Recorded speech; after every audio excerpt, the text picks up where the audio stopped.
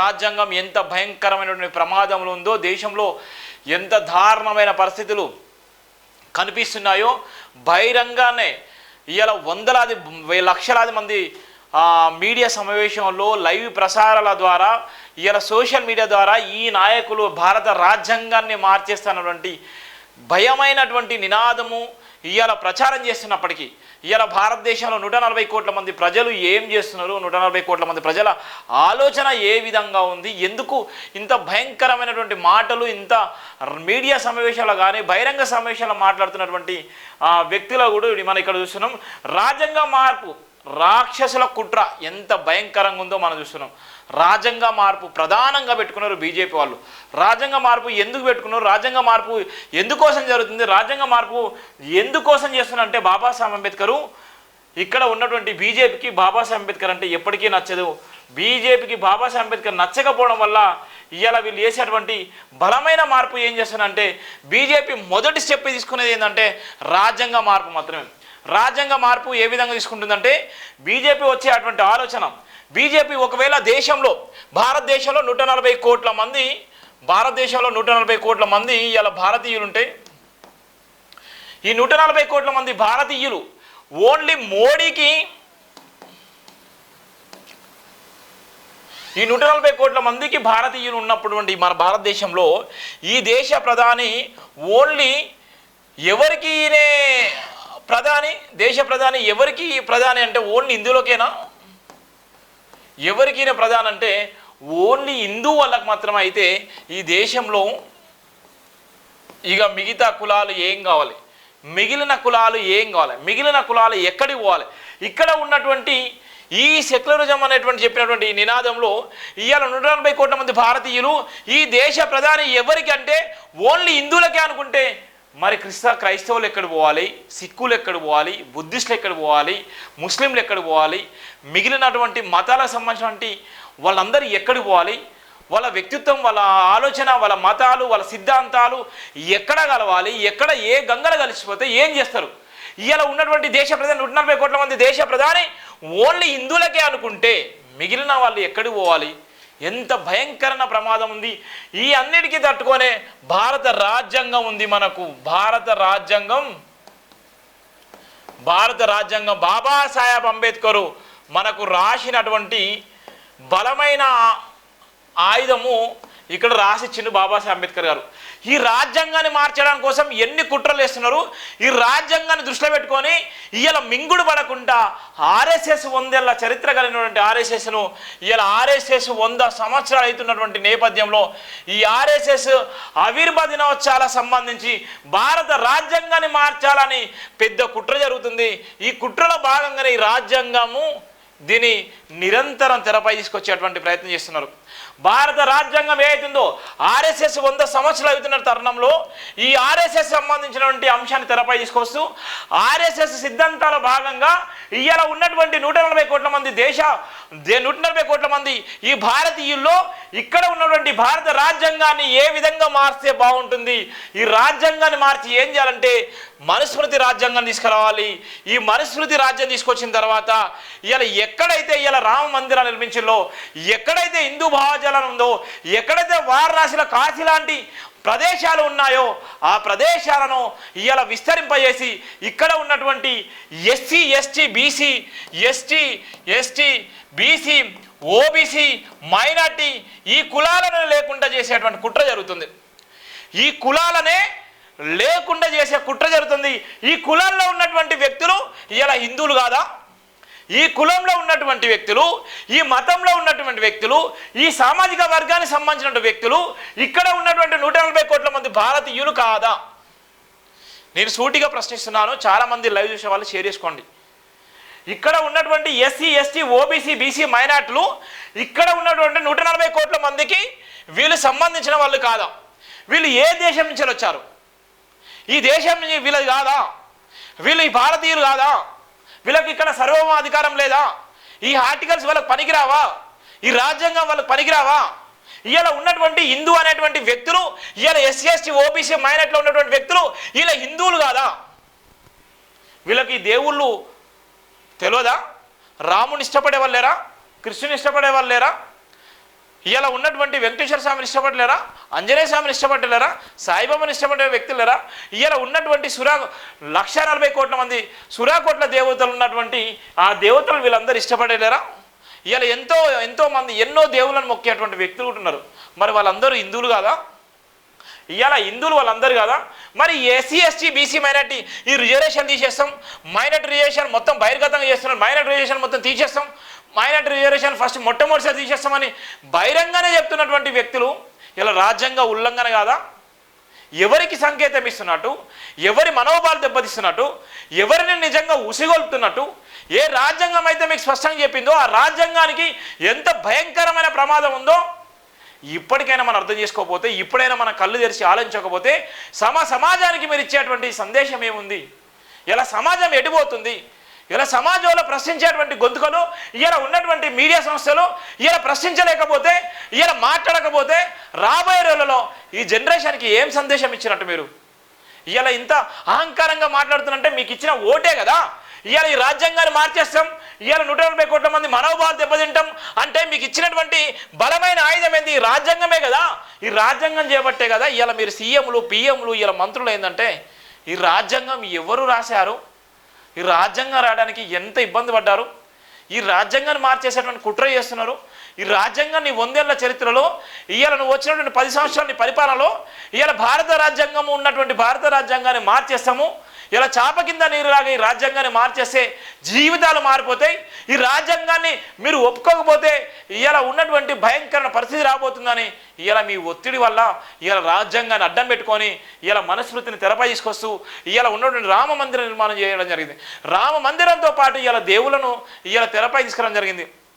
ఇలా సర్దార్ వల్లభాయ్ పటేల్ 3500 కోట్లు పెట్టి ఇలా విగ్రహం కట్టించారు. ఎందుకోసం కట్టించిన సర్దార్ వల్లభాయ్ పటేల్? ఒక పక్కన ఆకలి చావులు వస్తున్నారు, ఒక పక్కన తినడానికి తిండికి లేక ఇలా 140 కోట్ల మంది భారతీయులు ఇలా సగటు మంది జనాభా ఇలా ఆకలి చావులు వస్తున్నారు. ఇలా ఈ భారతదేశంలో పుట్టినటువంటి 140 కోట్ల మంది భారతీయులు ఇలా ఆకలి చావులు వచ్చేటువంటి ఆకలి చావులకు దగ్గర పడ్డరు. ఇలా నిరుద్యోగ సమస్యలు లేక ఇలా నిరుద్యోగులు ఇలా చాలామంది రోడ్ల మీద పీజీలు పిహెచ్లు బీటెక్లు ఎంటెక్లు వేసి ఇలా ఉద్యోగ అవకాశాలు లేక ఇలా చేసుకునే పరిస్థితి లేక ఇలా కుటుంబాన్ని పోషించలేక ఇలా ఉరితాడుకు ఇలా వాళ్ళు బలైపోతున్నారు. ఈ భారతదేశం పాపం కాదా? ఈ భారతదేశాన్ని పరిపాలించేటువంటి మోడీ పాపం కాదా? ఇవాళ ఉన్నటువంటి రాజ్యాంగాన్ని మార్చని చెప్తున్నటువంటి ఈ లుచ్చా వెధవలు ఇవాళ ఉన్నటువంటి 140 కోట్ల మంది భారతీయుల గురించి ఎందుకు ఆలోచించట్లేదు? ఇలా ఉన్నటువంటి ఇలా గవర్నమెంట్ సెంట్రల్ గవర్నమెంట్ ఉన్నటువంటి సంస్థలన్నీ ప్రైవేటీకరణ ఎందుకు చేస్తున్నారు? ఇలా ప్రైవేటీకరణ చేసి వాళ్ళ జీవితాలు ఆన్ చేస్తున్నారు. మరి ఎందుకోసం మీకు చీమని ఎత్తలేదా? ఇలా మీరు ప్రశ్నించలేరా? మీరు మాట్లాడలేరా? ఇలా ఉన్నటువంటి ఎస్సీ ఎస్టీ ఓబీసీ మైనార్టీలు ఇలా చాలా ఇబ్బంది పడే నేపథ్యం ఉంది. ఇలా చాలా వరకు ఓటు వేసేది మీరే. మీ ఓటును మీరు ఇప్పటికైనా అర్థం వేసుకోండి. భారత రాజ్యాంగం మీకు కల్పించింది 18 సంవత్సరాల నిండినటువంటి ప్రతి ఒక్కరికి కూడా బాబాసాహెబ్ అంబేద్కర్ మీకు ఓటక్కి కల్పించిండు. ఈ 18 సంవత్సరాలు నిండినటువంటి ప్రతి ఒక్కరు ఎవరైనా కానీ ఆడ కానీ మగ కానీ వీళ్ళందరికీ ఓటక్కిచ్చిండు. ఇలా ఆడ కానీ మొగ కానీ ఇలా ఓటక్కు కల్పించిందంటే బాబాసాహెబ్ అంబేద్కర్ గారు 18 సంవత్సరాలు నిండినటువంటి ప్రతి ఒక్కరికి ఓటక్కు కల్పించిండు. అది బాబాసాహెబ్ అంబేద్కర్ పుణ్యం. బాబాసాహెబ్ అంబేద్కర్ రాసిన రాజ్యాంగం ద్వారానే. ఇలా ఉన్నటువంటి గాంధీ నెహ్రూ ఇలా వాళ్ళకు భూమి ఉంటేనే వాళ్ళకు ఓటక్కు కల్పించారు, వాళ్ళ డబ్బు ఉంటేనే ఓటక్కు కల్పించారు, వాళ్ళకు ఉన్నటువంటి కులాన్ని బట్టి వాళ్ళకు ఓటక్కు కల్పించాలని చెప్పారు. కానీ బాబాసాహెబ్ అంబేద్కర్ మాత్రం 18 సంవత్సరాలు నిండిన ప్రతి ఒక్కరికి కూడా ఓటు వేసే హక్కు ఉందని చెప్పినటువంటి ఏకైక వ్యక్తి బాబాసాహెబ్ అంబేద్కర్ గారు. మరి ఆ ఓటు హక్కు తెలియకుండా, ఆ ఓటు ఎవరికేలో తెలియకుండా, ఆ ఓటు ఎంత పవిత్రమైందో తెలియకుండా, ఆ ఓటు ఎవరి కోసం వేస్తున్నామో తెలియకుండా ఇవాళ ఉన్నటువంటి 140 కోట్ల మంది భారతీయుల జీవితాలు నాశనం చేసేటువంటి మోడీ, ఇలా రాజ్యాంగాన్ని మార్చేసేటువంటి మోడీ ఇలా కేడీగా ఇలా ప్రచారం చేస్తున్నారు. ఇలా ఆ కేడీకి ఏం చెప్తున్నారు? ఆ కేడీకి ఎందుకు భజన చేస్తున్నారు? ఇలా బీజేపీ ఎందుకు ఓడిపోద్దు? ఇలా బీజేపీ ఎందుకు ఓడిపోద్దు? ఈ బీజేపీ గెలిచి నీకేం చేసింది? ఎక్కడో ఉన్నటువంటి మోడీ ఇలా ఛాయ్ అమ్ముకున్నటువంటి మోడీ ఇవాళ ఈ ప్రపంచ కుబేరుల స్థాయిలో ఇవాళ మన భారతదేశంలో ఉన్న అదాని అంబానీ ఆ స్థాయికి పోయే విధంగా ఉన్నాడు. ఇవాళ మరి మన బతుకులు ఎక్కడ ఉన్నాయి? ఇవాళ మన జీవితాలు ఎక్కడ ఉన్నాయి? మనకు 2 కోట్ల ఉద్యోగాలు ఎక్కడ వచ్చాయి? ఇవాళ 15 లక్షల రూపాయలు మన అకౌంట్లో ఎప్పుడు పడ్డాయి? ఇవాళ ఉన్నటువంటి వాడు ఇచ్చే బిచ్చానికి మనం ఎందుకు బానిసలైపోతున్నాం? మనం కట్టే ట్యాక్స్ ఎంత కడుతున్నామో తెలుసా? ఈ భారతదేశానికి తినే తిండి కంచెలు మొదలుకుంటే, ఇవాళ కట్టుకునే బట్టల కంచెలు మొదలుకుంటే, లోపడేసుకునే బరిని కంచెలు మొదలుకున్నా కూడా ట్యాక్స్ రూపాయలు కడుతున్నాం మనం మోడీకి. ఇవాళ పెట్రోల్ పోసుకున్న ట్యాక్స్ రూపాయలు కడుతున్నాం. ఇవాళ ఛాయ్ తాగాలన్న ట్యాక్స్ రూపాయలు కడుతున్నాం, మనం తినే తిండి మీద కూడా ట్యాక్స్ రూపాయలు కడుతున్నాం మనం 18%. ఇవాళ మనం తినే బిర్యానీ మీద హోటల్కి పోయినా కూడా మనం ట్యాక్స్ కడుతున్నాం అంటే అది ఎవడి పాపం? అది మోడీ పాపం కాదా? మనం తెలియకుండానే మన జీవితాన్ని అందిస్తున్నాడు. ఇలా మనం కట్టుకునే బట్టల మీద ట్యాక్స్ ఇస్తున్నారు. ఆఖరికి చనిపోయినటువంటి కుండల మీద కూడా, చనిపోయేటువంటి వ్యక్తుల మీద తెల్ల బట్టలు వేసుకున్నటువంటి దానిపైన కూడా ట్యాక్స్ కడుతున్నారు. ఎంత భయంకరమైన పరిస్థితుల్లో మనం తెలియకుండా మోడీ ఎంత ఘోరంగా మన జీవితాలు అందిస్తున్నాడో ఇప్పటికైనా అర్థం చేసుకోండి. అందుకోసమే రాజ్యాంగం ప్రమాదాలు ఉంది. రాజ్యాంగం భయంకరమైనటువంటి ప్రమాదాలు ఉండడానికి కారణము ఈ దేశ ప్రధాని కాదా? ఈ దేశ ప్రధానికి ఓటేసే అర్హత ఇవాళ ఉన్నటువంటి యువత ఎందుకు ఆలోచిస్తున్నారు? ఎందుకు భజన చేస్తున్నారు? ఇవాళ మోడీ ఇవాళ రాజ్యాలు కూలగొట్టి ఇవాళ మణిపూర్ రాష్ట్రంలో అల్లర్లు సృష్టించినటువంటి మోడీ, ఇవాళ ఈ దేశాల్లో విచ్ఛిన్నం చేసేటువంటి మోడీ ఇవాళ కేడీగా మీ ముందుకు వస్తుంటే బీజేపీకి ఎందుకు భజన చేస్తున్నారు? ఎక్కడో మణిపూర్లో జరిగిన సంఘటన ఈ భారతదేశంలో ఎక్కడో మణిపూర్లో జరిగిన సంఘటన తెలంగాణలో, ఆంధ్రప్రదేశ్ జరిగిన సంబరాలు వేసుకుంటున్నారా? ఇవాళ మణిపూర్లో జరిగిన సంఘటన ఇవాళ తెలంగాణలో జరగట్లే అని సంబరాలు వేసుకుంటున్నారా? ఇవాళ ఉన్నటువంటి ఇక్కడ ఎస్సీ ఎస్టీ బీసీ ఓబీసీ మైనార్టీలు ఇక్కడ ఉన్నటువంటి ఓసీ కులంలో కానీ, వెలమల కులంలో కానీ, కమ్మ కులంలో కాపు కులంలో పోయి ఇవాళ మీరు భోజనాలు చేసి వాళ్ళ అమ్మాయిని కానీ ఇక్కడ ఉన్నటువంటి ఎస్సీలు కానీ పెళ్లి చేసుకునేటువంటి పరిస్థితి ఉందా? ఇప్పటికీ ఇక్కడ ఉన్నటువంటి ఎస్సీలు కానీ, ఇక్కడ ఉన్నటువంటి ఓసీలు కానీ, ఇవాళ వెలమలు కానీ, బ్రాహ్మణ్స్ కానీ వాళ్ళ అమ్మాయిని పెళ్లి చేసుకునేటువంటి అర్హత ఇప్పటికీ కూడా ఉందా ఈ 75 ఏళ్ల స్వతంత్ర భారతంలో? ఎందుకు ఈ కులం? ఎందుకు ఈ హిందూ ధర్మం? ఈ హిందూ ధర్మం ఏం నేర్పుతుంది? ఇలా హిందూ ధర్మంలో నేర్చుకున్నది ఏంటిది? ఇవాళ నీ ఓటు హక్కు కల్పించింది బాబాసాహెబ్ అంబేద్కర్ అని నువ్వు గుర్తుపెట్టకపోతే ఎవరికి ఓటేస్తున్నావు? నీ ఓటు విలువ నీకు తెలియకపోతే ఏ హక్కులను కోల్పోతున్నావు? ఇవాళ ఉన్నటువంటి ఈ రాజ్యాంగమే ప్రమాదాలు ఉంటే ఇప్పటి కూడా నువ్వు ఎస్సీ బీసీ ఓబీసీ అని గల్లదించుకుంటున్నావు. నీ జీవితాన్ని ఆన్ చేస్తున్నారు. నీ తెలియకుండా నీ చెంప మీద కొట్టి నీ లైఫ్ మీద కొడుతున్నారు. నువ్వు తినే తిండి మీద గుంజుకుంటున్నారని నీకు ఇప్పటికైనా అర్థం కాకపోతే నువ్వు పుట్టి ఈ సమాజంలో నేను ప్రశ్నిస్తున్నాను. ఇవాళ రాజ్యాంగం ఎంత ప్రమాదంలో ఉందో. బాబాసాహెబ్ అంబేద్కర్ బతుకుంటే ఇవాళ కన్నీళ్లు పెట్టుకునేవాడు. బాబాసాహెబ్ అంబేద్కర్ ఇవాళ పుట్టి ఉంటే, బాబాసాహెబ్ అంబేద్కర్ ఇప్పుడు నిజంగా ఉంటే ఇవాళ కన్నీళ్లు పెట్టుకునేవాడు. ఇలాంటి చెత్త విధవల కోసం నేను రాజ్యాంగం రాసినని కన్నీరు పెట్టుకునేవాడు. ఇలా రాజ్యాంగం ఎంత ప్రమాదంలో ఉంది. రాజ్యాంగాన్ని మార్చడానికి కొన్ని వందల మంది ఇవాళ వాళ్ళ ప్రయత్నాలు చేస్తున్నారు. బీజేపీ ఎజెండానే రాజ్యాంగం మార్చే ఎజెండా. ఇలా బీజేపీ ఎజెండానే రాజ్యాంగం మార్చే ఎజెండా. రాజ్యాంగాన్ని మార్చే ఎజెండాలో భాగంగానే ఎప్పటికప్పుడు వాళ్ళు స్లోగన్ చేస్తూ ప్రచారం చేస్తున్నారు. రాజ్యాంగం చాప కింద నీరులాగా రాజ్యాంగంలో ఉన్నటువంటి బలమైనటువంటి ఆర్టికల్స్ను, బలమైనటువంటి ఏదైతే ఉందో ఆ బలమైనటువంటి కోణాలను, ఆ బలమైనటువంటి అలా ఏవైతున్నాయో అవన్నీ కూడా నీరు గార్చే కుట్ర చేస్తున్నారు. అవన్నీ కూడా అవి తీసేసే ప్రయత్నాలు చేస్తున్నారు. ఏవైతే మనము గుండెకాయ లాంటి సెక్షన్లు ఉన్నాయో ఆ సెక్షన్లను కూడా తక్కువ చేసేటువంటి ప్రయత్నం చేస్తున్నారు. ఇప్పటికే ఐపీసీ సెక్షన్లు ఇలా సిఆర్పి సెక్షన్ ఉన్నది మార్చేసి ఇలా భారతీయ సంస్కృతి సెక్షన్లు తీసుకొచ్చిళ్ళు. ఎంత భయంకరంగా ఉంది, ఎంత దారుణంగా ఉండబోతుంది, ఎంత దారుణంగా ఇలా రాజ్యాంగాన్ని మార్చేసి కుట్ర చేస్తున్నారు. ఇలా రాజ్యాంగం ఎంత ప్రమాదాలు ఉంది. రాజ్యాంగం ఎంత ప్రమాదాలు ఉన్నప్పుడు కూడా మనం ఇంకా భజనలు చేసుకుంటున్నాం. ఇలా మనం సప్పట్లు కొట్టుకుంటున్నాం. ఇలా భారత రాజ్యాంగం ఎంత ప్రమాదాలు ఉందో. 140 కోట్ల మంది భారతీయులకు ఇలా దేశ ప్రధాని ఓన్లీ హిందువులకే అయితే ఇక్కడ ఎస్సీ ఎస్టీ ఓబీసీ మైనార్టీలు కూడా ఇలా హిందువులో ఉన్నటువంటి వ్యక్తులు వీళ్ళందరూ కూడా ఓటేందే ఈ దేశ ప్రధాని ఇలా ప్రధాని అయ్యాడా? ఓన్లీ హిందువులు మాత్రం ఓటేస్తే అవుతారా? ఎగ్జాంపుల్ చెప్తున్నాను. ఒక గ్రామంలో ఇలా మా గ్రామమే ఎగ్జాంపుల్ తీసుకుందాం. ఈ భారతదేశంలో ఉన్నటువంటి చాలామంది మేధావులారా మీరు కళ్ళు తెరిచి ఆలోచించండి. ఈ దేశం ఎంత భయంకరంగా ఉందో, ఈ దేశం ఎంత దారుణమైనటువంటి పరిస్థితులు ఉందో. ఇవాళ ఉన్నటువంటి నేపథ్యంలో ఇవాళ ఒక విలేజ్ తీసుకుందాం, చిన్న గ్రామం, ఒక గ్రామం తీసుకుందాం. ఈ గ్రామంలో ఉన్నటువంటి నేపథ్యం ఇది నా గ్రామం అనుకుందాం. ఒక గ్రామం, ఈ గ్రామంలో సుమారుగా 2500 ఓట్లు ఉంది అనుకుందాం. 2500 మంది ఓటర్లు ఉన్నారు. ఈ ఓటర్లకు సంబంధించినటువంటి వ్యక్తులు వీళ్ళందరూ కూడా అనేక సామాజిక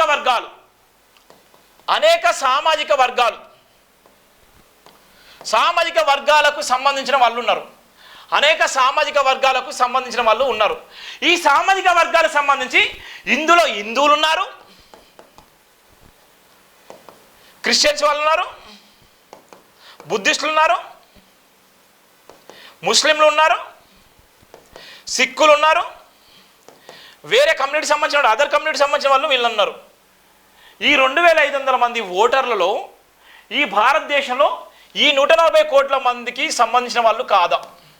ఈ 140 కోట్ల మందిలో ఈ దేశ ప్రధానికి సంబంధించిన వాళ్ళు కాదా? ఈ భారతదేశ ప్రధానికి సంబంధించిన వాళ్ళు కాదా? సూటిగా సుత్తి లేకుండా చెప్తున్నాను, ఇది షేర్ చేసుకోండి. 140 కోట్ల మంది భారతీయులకు దేశ ప్రధాని ఒక్కడే. ఈ మోడీ ఉన్నటువంటి రాజ్యంలో ఈ 2500 మంది ఓటర్లు ఉన్నటువంటి ఒక గ్రామంలో ఇక్కడ ఉన్నటువంటి ఆల్ సామాజిక వర్గాలు ఉన్నప్పటికీ కూడా ఇక్కడ హిందువులు ఉన్నారు, ఇక్కడ ఉన్నటువంటి ఎస్సీలు ఉన్నారు, ఇక్కడ ఉన్నటువంటి అన్ని కులాల వాళ్ళు ఉన్నారు, ఇక్కడ ఉన్నటువంటి అన్ని మతాల వాళ్ళు ఉన్నారు, ఇక్కడ ఉన్నటువంటి అందరు ఉన్నారు. మళ్ళీ వీళ్ళందరూ 140 కోట్ల మంది భారతీయులు కాదా? ఈ 140 కోట్ల మందిలో ఇక్కడ ఉన్నటువంటి అన్ని కులాలకు సంబంధించిన వ్యక్తి దేశ ప్రధాని కాడా? ఓన్లీ హిందువులకే దేశ ప్రధానినా? ఓన్లీ హిందువులకే దేశ ప్రధానినా? వీళ్ళు రాజ్యాంగబద్ధంగా లేరా? ఈ రాజ్యాంగం ఓన్లీ హిందువులకి మాత్రమే వర్తించదా? మిగిలిన కులాలకు మాత్రమే వర్తిస్తుందా? ఎంత భయంకరమైన ప్రమాదంలో చూడండి. అందుకోసమే రాజ్యాంగం ప్రమాదాలు ఉంది. బాబాసాహెబ్ అంబేద్కర్ రాసిన రాజ్యాంగం ఎవ్వరు కూడా చెక్కు చెదరకుండా రాసిండు.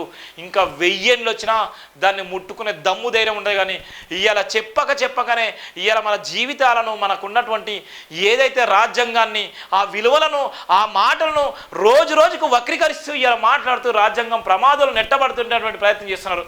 అందుకోసమే ఉన్నటువంటి ఒక గ్రామంలో ఉన్నటువంటి వ్యక్తులు, అన్ని సామాజిక వర్గాలకు సంబంధించిన వ్యక్తులు, ఇక్కడ ఉన్నటువంటి ప్రతి ఒక్కరు కూడా హిందువులే. ఎవరి మతం, ఎవరి కులం వాళ్ళకు సంబంధించినటువంటి వాళ్ళకు ఆధారపడి ఉంటుంది. ఇలా కులాలను ఇలా మసిపూసి మారడేసి ఇలా దేశ ప్రధాని ఓన్లీ హిందువులకు మాత్రమే నేను దేశ ప్రధాని అనుకుంటే మరి వెంటనే దిగిపో, రాజీనామా చేయి. ఓన్లీ హిందువులు మాత్రం నీకు ఓటేస్తారనుకుంటే, మిగిలిన కులానికి ఓటేయాలనుకుంటే నువ్వు దిగిపో, వీలుంటే చచ్చిపో. ఒక మతాన్ని ప్రేరేపించేటువంటి దేశ ప్రధాని ఈ దేశానికి అవసరం లేదు. ఒక కులాన్ని ప్రేరేపించేటువంటి ముఖ్యమంత్రి ఈ రాష్ట్రానికి అవసరం లేదు. ఒక కులానికే నిజంగా వత్తసి పలికేటువంటి కాపు సామాజిక వర్గాలు ఇలా మిగిలినటువంటి కులాల ఓట్లు అడుక్కునే హక్కు కూడా లేదు. ఇలా రాజకీయ భవిష్యత్తు కోసం ఆలోచించేటువంటి యువ నాయకులు, అన్ని సామాజిక వర్గాల గురించి ఆలోచించేటువంటి వ్యక్తులు ఎవరైతే ఉంటారో వాళ్లకు ఓటేసి గెలిపించండి. యువ నాయకత్వం వస్తే మీ జీవితాలు మారుతాయి. ఇవాళ మీరు ఉన్నటువంటి ఇవాళ జెండాలు మోస్తున్నారు, ఇవాళ మీ జీవితాలు మారట్లేదు. ఇవాళ ఉన్నటువంటి ఒక గ్రామంలో ఇంతమంది జనాభా ఉంటే ఇవాళ అన్ని పార్టీలకు మీరు జెండాలు మోస్తున్నారు. ఇవాళ బిర్యానీ పొట్లాలకు, ఇవాళ కోటర్ సీసాలకు, ఇవాళ బీరి పొట్లాలకు అమ్ముడు పోతున్నారు. నీ జీవితం ఎప్పుడు మారుతుంది? నీ జీవితం దేశ ప్రధానిలాగా, ఛాయ్ అమ్ముకున్న దేశ ప్రధానిలాగా నువ్వెప్పుడు మారిపోతున్నావు అని అర్థం చేసుకోకపోతే ఈ రాజకీయ నాయకులు ఇంకా 2 నెలలు మిమ్మల్ని వాడుకుంటారు. ఎలక్షన్ తర్వాత మీ దగ్గర కూడా రారు, నీ ఇంటికి కూడా రారు. నీ కష్టం వచ్చిందంటే వారి ఇంటి దగ్గర కాపలా కాయాలి. వాడు వస్తాడో రాడో తెలియదు, కానీ నీ ప్రాణం పోయినా కూడా నేను పట్టించుకోరు. దయచేసి నేను చెప్తున్నాను. అందుకోసమే భారత రాజ్యాంగం ఎంత భయంకరమైన ప్రమాదాలు ఉందో చెప్పడానికి ఈ యొక్క ఉదాహరణ అనేటువంటి నేపథ్యం కూడా మీరు చెప్పే ప్రయత్నం చేస్తున్నాను. అందుకోసమే చూడు, రాజ్యాంగం మార్పు రాక్షసుల కుట్ర. ప్రతి ఒక్కరు రాజ్యాంగాన్ని మారుస్తామంటున్నారు. దమ్ముంటే ఎన్నికల మేనిఫెస్టోలో రాజ్యాంగాన్ని మార్చని చెప్పండి అని నేను సవాల్ చేస్తున్నాను. ఎవడైతే రాజ్యాంగాన్ని మార్చని చెప్తున్నాడో ఇదే ఉన్నటువంటి బీజేపీ ఇవాళ 140 కోట్ల మంది భారతీయుల మనోభావాలు దెబ్బతీయాలనుకుంటే రాజ్యాంగాన్ని మార్చామని బీజేపీ మేనిఫెస్టోలో పెట్టండి అని బరిగల శివ డిమాండ్ చేస్తున్నాడు. ఎంత దమ్ముంటే చెప్పాలి. నీకు దమ్ము ధైర్యం ఉంటే అరెస్ట్ చేసుకో. నీకు నిజంగా చేతనైతే అరెస్ట్ చేసుకో. రాజ్యాంగం జోలికి వస్తే ఇలానే మాట్లాడతాం. ఎవరు స్పందించకుండా నరనరాన బాబాసాహెబ్ అంబేద్కర్ భావజాలం ఉంది, నరనరాన అమ్ముడు పోనే తత్వం ఉంది. ఇవాళ నేను చేసే పోరాటానికి ఇవాళ కోట్ల మంది నా వత్తసు పలికేటువంటి నేపథ్యం ఉంది. కోట్ల మంది గుండె చప్పుడుగా ఉన్నటువంటి ఇవాళ నినాదం జైబీ నినాదం. ఇవాళ ఈ నినాదాన్ని చలే బహిరంగ ప్రకటన చేస్తున్నాను. ఇవాళ రాజ్యాంగం నిజంగా మార్చాలని మీకుంటే నిజంగా మీ బీజేపీ మేనిఫెస్టోలో మీరు పెట్టండి. రాజ్యాంగం మార్చామని మీరు బీజేపీ మేనిఫెస్టోలో పెట్టి మీరు నిజంగా ఓట్లు అడగండి. దేనికంటే దానికి ఉంటాను కూడా నేను శపథం చేస్తున్నాను. ప్రతి ఒక్కరు రాజ్యాంగాన్ని మార్చామంటున్నారు. దమ్ముంటే ఎన్నికల మేనిఫెస్టోలో రాజ్యాంగ మార్పు అంశం పెట్టి చూడండి. దేశ అభివృద్ధిని పక్కన పెట్టి రాజ్యాంగం మార్చడంలో రాక్షసుల పనే కదా. రైతుల అణచివేతపై రైతన్నల చట్టాల నుండి రైతులను రక్షించింది రాజ్యాంగమే. రాజ్యాంగం మార్పు వల్ల ఉపయోగం ఏందో దేశ ప్రజలకు చెప్పలేని సన్నాసులు మీరు రాజ్యాంగాన్ని మార్చే పనిలో ఉండండి. ఆలోపు దేశ ప్రజలు మిమ్మల్ని మార్చేస్తారు. అహంకారం నెత్తికెక్కి ప్రజలు వంగబెట్టి తన్నుతారు. జాగ్రత్త. కార్మికులకు, వికలాంగులకు, రైతులకు, షెడ్యూల్ కుల తెగలకు రక్షణ వలయం రాజ్యాంగం. పేదలను నిండా ముంచిన విధవలు రాజ్యాంగ మార్పుపై బహిరంగ ప్రకటనలు చేస్తున్నారు. ప్రపంచ దేశాల్లో భారత రాజ్యాంగానికి ప్రత్యేక గుర్తింపు ఉంది. భారత రాజ్యాంగం దేశ ప్రజల ఊపిరి బరిగల శివం. చూడు ఎంత స్పాట్గా ఎంత గొప్ప రాసినామో. దయచేసి షేర్ చేసుకోండి. మీరు చూడకున్నా పర్లేదు కానీ షేర్ చేసే దమ్మన చేయండి. మీరు షేర్ చేసుకునేటువంటి పరిచయం చేసుకోండి. ఎందుకంటే రాజ్యాంగం విషయాల్లో జోలికి వస్తే ఇలానే ఉంటుంది. రాజ్యాంగము ఇవాళ మనకు గుండెకాయ లాంటిది. ఇవాళ 72 సార్లు మన గుండె కొట్టుకోకపోతే చచ్చిపోతాం. ఇవాళ మనం తలలేనటువంటి మొండని తీసుకొచ్చి ఇవాళ రాజ్యాంగాన్ని మార్చే కుట్ర చేస్తున్నారు. ఇవాళ భారత పౌరులు అంటే 140 కోట్ల మంది భారత పౌరులకు దేశ ప్రధాని ఒక్కడే. ఓన్లీ హిందువులకైతే మిగతా క్రిస్తవులకు కూడా ఒక ప్రధాని కావాలి. ఇలా సిక్కులకు కూడా ఒక ప్రధాని కావాలి. ఇలా ఎస్సీలకు ఒక ప్రధాని కావాలి. ఇలా ప్రతి కులాలకు ఒక ప్రధాని కావాలి. మదరాజ్యం దేవుడెరుగు నేమో కానీ డాక్టర్ బాబాసాహెబ్ అంబేద్కర్ రాజ్యం మాత్రం దశాబ్దాల కాలం కొనసాగుతూనే ఉంది. శివ అన్నారు రాజ్యాంగం అగ్నిగుండం లాంటిదని, దానిని ముట్టుకుంటే కాలిపోతామంటూ జేబీ సంస్థల అధినేత బరిగెల శివ దేశ స్థాయి పార్టీలకు గుర్తు చేశారు. రాజ్యాంగ మార్పుపై బరిగెల శివ ఘాటుగా స్పందిస్తూ ప్రత్యేక ప్రకటన విడుదల చేశారు. భారతదేశ ప్రభుత్వ పరిపాలనలో పెను మార్పులు సంభవిస్తున్నాయన్నారు. పూటకో రాజకీయ నాయకుడు పుట్టుకొస్తూ అదును దొరికినప్పుడల్లా అక్కరకు రాని విధవలంతా భారత రాజ్యాంగాన్ని మారుస్తామంటూ బహిరంగ ప్రకటన చేయడం ఆనవాయితీగా మారిపోయిందన్నారు. దేశ పరిపాలనలో ప్రభుత్వం ప్రజలకు చేసిన సంక్షేమ అభివృద్ధిని విడమర్చి బడుగు బలైన కార్మిక వికలాంగుల షెడ్యూల కుల జాతుల దేశ రక్షణ రంగన కవచంగా నిలిచిపోయిన రాజ్యాంగాన్ని మారుస్తామనడం దేశం కోసమే. ముందుగా దేశ ప్రజలకు సమాధానం చెప్పాలన్నారు. ప్రపంచ దేశాలన్నీ భారత రాజ్యాంగ నిర్మాణకర్త డాక్టర్ బాబాసాహెబ్ అంబేద్కర్ జ్ఞాన రచన సంపుటిగా రాజ్యాంగాన్ని అభివర్ణిస్తూ కొనియాడుతుంటే భారతదేశాన్ని పాలిస్తున్న బీజేపీ ప్రభుత్వం రాజ్యాంగాన్ని అవమానపరచడం ఎంతటి మోసకరం. ఆర్ఎస్ఎస్ జాతీయ నేత మోహన్ భగవత్ రాజ్యాంగాన్ని కాలక్రమేణా మార్చేయాల్సిందేనని బహిరంగ మాట్లాడుతూ అదును కోసం ఎదురు చూస్తున్నాం అనడం దేశ ప్రజలను భయాందోళనకు గురి చేసే విధానానికి దారితీసింది. భారత రాజ్యాంగం ప్రభావం భారత ప్రభుత్వం అవలంబిస్తున్న పరిపాలన మీద ప్రభావితం చూపించే విధంగా చట్టం రూపొందించి పొందుపరచడంలో వికృత పరిపాలనకు తెరలేపుతున్న జాతీయ స్థాయి నాయకులంతా భయానికి గురై దేశాన్ని నయవంచన గురి చేసిన విధానాన్ని కప్పిపుచ్చుకోవడం కోసం రాజ్యాంగాన్ని మార్చే కుట్ర చేస్తున్నారని తీవ్రంగా హెచ్చరించారు. రాజ్యాంగాన్ని మార్చామంటున్న రాజకీయ పార్టీలను 1000 అడుగుల లోతు పాతరేయడానికి భారతదేశ ప్రజలు కంకణబద్దులయ్యాలని హెచ్చరించారు. భారత రాజ్యాంగాన్ని దేశ ప్రజలు ఊపిరిగా భావిస్తున్న తరుణంలో రాజ్యాంగం పట్ల కుట్రపూరితమైన వ్యారేశాలని బీజేపీ ప్రభుత్వం ప్రయోగించడం రానున్న కాలంలో దేశ ప్రజల ఆక్రోశానికి గురిగాక తప్పని హెచ్చరించారు. రాజకీయాలు వేరు, రాజకీయ పార్టీలు వేరు, రాజకీయ పాలన వేరు, రాజకీయ విధానాలు వేరు, కానీ వాటన్నిటిని శాసిస్తూ నిరూపితమైన నిర్మాణం దాల్చినది డాక్టర్ బాబాసాహెబ్ అంబేద్కర్ రచన రాజ్యాంగమని, దానిని దైవ గ్రంథ సమానంగా కాపాడుకున్న బాధ్యత దేశ ప్రజలపై ఉందని పిలుపునిచ్చిన సందర్భాలు కూడా ఉన్నాయి. ఇక చూడు ఎంత బాధాకరమో. ఇంత పెద్ద రాజ్యాంగం మార్పులో భాగంగా ఈయన బహిరంగ ప్రకటన చేస్తున్నారు. ఆర్ఎస్ఎస్ చీఫ్ మోహన్ భగవత్ ఈయననే. ఒక పక్కన బీజేపీ ఎజెండా, మరో పక్కన ఆర్ఎస్ఎస్ ఎజెండా. వీళ్ళిద్దరు చేసేటువంటి కుట్రలు ఏంటంటే ఈ రాజ్యాంగం మార్చాలి. ఈ రాజ్యాంగం మార్స్తే మాత్రమే వీళ్ళు సంతోషపడతారు.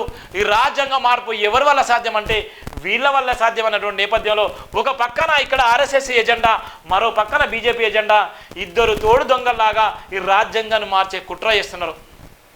ఏ రోజైనా భారత రాజ్యాంగ బాబాసాహెబ్ అంబేద్కర్ గారికి ఈయన నివాళులు అర్పించిండా? ఆర్ఎస్ఎస్ చీఫ్ ఏ రోజైనా బాబాసాహెబ్ అంబేద్కర్ గారికి నివాళులు అర్పించిండా? మరి ఎందుకు మన ఆర్ఎస్ఎస్లో ఉన్నాం? ఎందుకు బీజేపీ జెండా మోస్తున్నాం? ఇలా బాబాసాహెబ్ అంబేద్కర్ రాసిన రాజ్యాంగం వల్ల ఇలా మనం బతుకుతున్నాం. బాబాసాహెబ్ అంబేద్కర్ రాజ్యాంగం వల్ల ఇలా మనం ఈరోజు ఇలా స్వేచ్ఛగా ఇలా మాట్లాడుతున్నాం. బాబాసాహెబ్ అంబేద్కర్ రాజ్యాంగం వల్ల ఇలా ఇంత గొప్పగా ఉన్నాం మనం.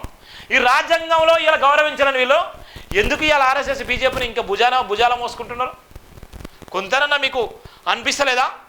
ఎక్కడో మణిపూర్లో జరిగితే ఇలా నా తెలంగాణలో జరగట్లని ఎందుకు అనుకుంటున్నారు? ఇలా వీళ్ళ ఎజెండా రాజ్యాంగాన్ని మార్చే ఎజెండానే. అందుకోసం ఇంత స్పష్టంగా రాసినటువంటి సందర్భాలు కూడా ఉన్నటువంటి నేపథ్యం కూడా ఉంది.